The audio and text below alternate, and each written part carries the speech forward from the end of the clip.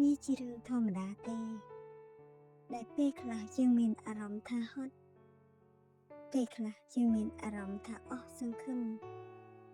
ពេលខ្លះក៏មានអារម្មណ៍ថាបាក់ទឹកចិត្តហើយពេលខ្លះទៀតក៏មានអារម្មណ៍ថាលែងចង់បន្តនៅពេលដែលយើងមានអារម្មណ៍វិលវល់ការសម្រេចចិត្តវាតែងតែវិលវល់ទៅតាមនោះដែរតែវាច្បាស់ជាមានរឿងមួយ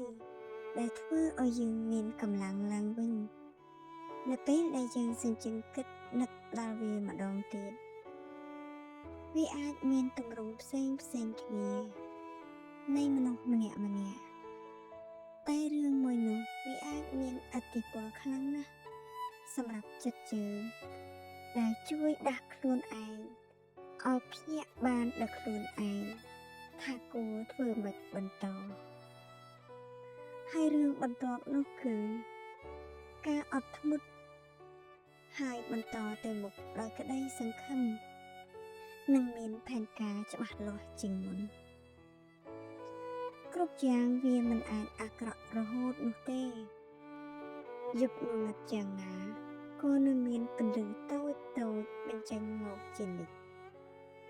ណាស់តែយើងមិនបានសង្កេតមើលតែប៉ុណ្ណោះសូមរក្សាក្តីសង្ឃឹមចុងក្រោយរបស់យើងឲ្យបានមុតមាំ